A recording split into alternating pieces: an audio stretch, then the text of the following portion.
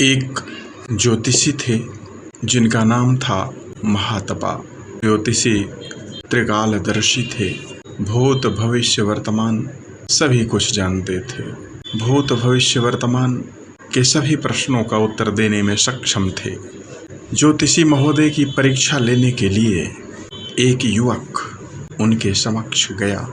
अपने हाथ में, दोनों हाथों के बीच में कोई वस्तु लेकर के महातपा त्रिकालदर्शी ज्योतिषी महोदय की परीक्षा लेने के लिए वह युवक उनके सामने पहुंचा और पूछा, हे ज्योतिषी महोदय, आप बताइए मेरे हाथों में क्या है।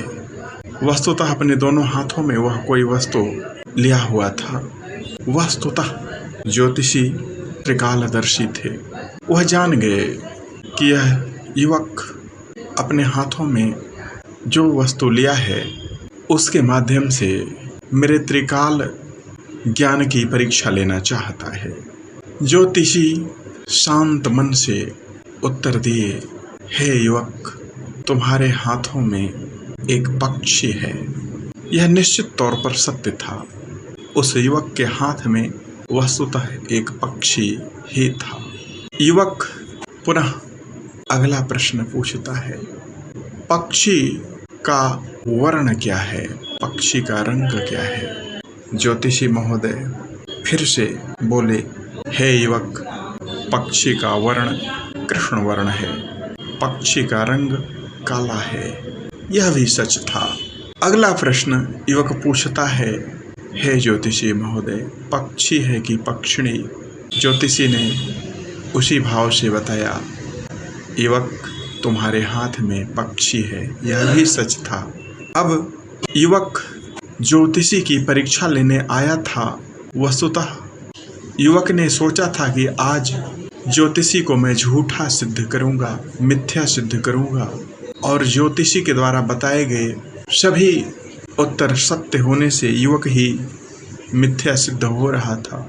इसलिए युवक ने एक उपाय सोचा और उपाय सोच करके अगला प्रश्न किया कि हे ज्योतिषी महोदय, पक्षी जीवित है कि मृत है। वस्तुतः उस युवक ने सोचा था कि यदि ज्योतिषी पक्षी को जीवित बताते हैं तो हाथ से पक्षी को मर्दित करके उसको मृत कर दूंगा और ज्योतिषी को दिखा दूंगा कि पक्षी मृत है।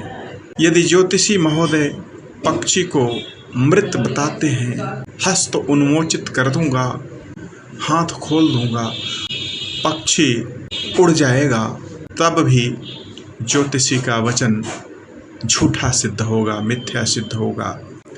ऐसी स्थिति में शांत मन ज्योतिषी महोदय ने किंचित सोचा और फिर उत्तर दिया, हे युवक, पक्षी का जीवन और पक्षी का मरण दोनों ही तुम्हारे हाथों में है। तुम चाहोगे तो पक्षी जीवित रहेगा और तुम यदि नहीं चाहोगे तो पक्षी जीवित नहीं रहेगा, वह मृत हो जाएगा। ठीक उसी प्रकार राष्ट्र का, समाज का, देश का संपूर्ण भविष्य हम मनुष्यों के हाथ में है।